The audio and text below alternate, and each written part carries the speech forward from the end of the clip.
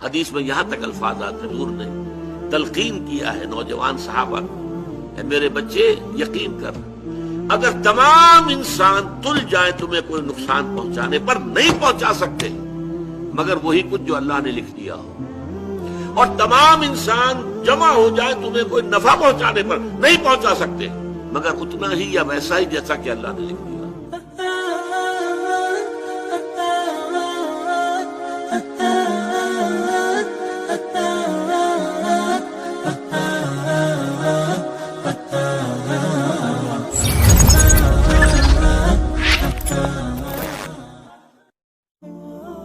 اگرچہ آپ ایمان والے ہو تو یقیناً وہ آپ کو آزمائے گا، کیونکہ اس کا وعدہ ہے۔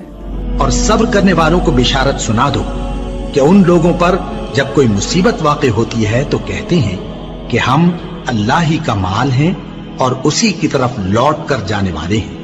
یہی لوگ ہیں جن پر ان کے پروردگار کی عنایتیں ہیں اور خصوصی رحمت بھی ہے، اور یہی سیدھے رستے پر ہے۔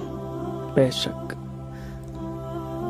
وہ جانتا ہے کہ آپ ٹوٹ چکے ہیں، بس وہ صبر کی راہ سے گزار کر آپ کو صبر کے اجر سے نواز دینا چاہتا ہے، کیونکہ وہ جو تمہاری الجھی ہوئی ڈور ہے نا اسے سلجھا دینا چاہتا ہے۔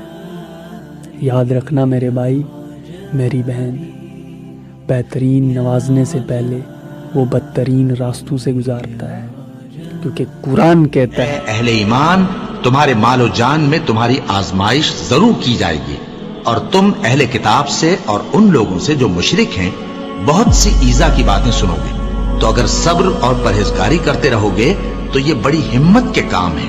کیا یہ دیکھتے نہیں کہ یہ ہر سال 1 یا 2 بار بلا میں پھنسا دیے جاتے ہیں، پھر بھی توبہ نہیں کرتے اور نہ نصیحت حاصل کرتے ہیں؟ اور جو مصیبت تم پر واقع ہوتی ہے سو تمہارے اپنے کرتوتوں سے، اور وہ بہت سے گناہ تو معاف کر دیتا ہے۔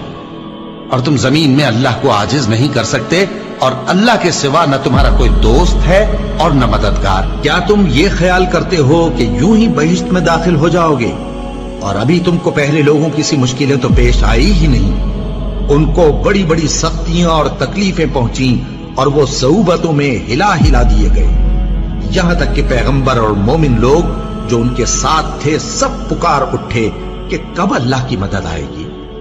دیکھو اللہ کی مدد ان قریب آیا چاہتی ہے۔ اللہ کسی شخص کو اس کی طاقت سے زیادہ کا ذمہ دار نہیں بناتا۔ اچھے کام کرے گا تو اس کو ان کا فائدہ ملے گا، برے کرے گا تو اسے ان کا نقصان پہنچے گا۔ اے پروردگار، اگر ہم سے بھول یا چوک ہو گئی ہو تو ہم سے مواخذہ نہ کیجو۔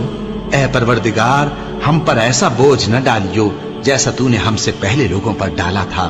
اے پروردگار، جتنا بوجھ اٹھانے کی ہم میں طاقت نہیں اتنا بوجھ ہم پر نہ رکھیو، اور اے پروردگار ہمارے گناہوں سے درگزر کر اور ہمیں بخش دے اور ہم پر رحم فرما۔ تو ہی ہمارا مددگار ہے، سو ہم کو کافروں پر غالب کر۔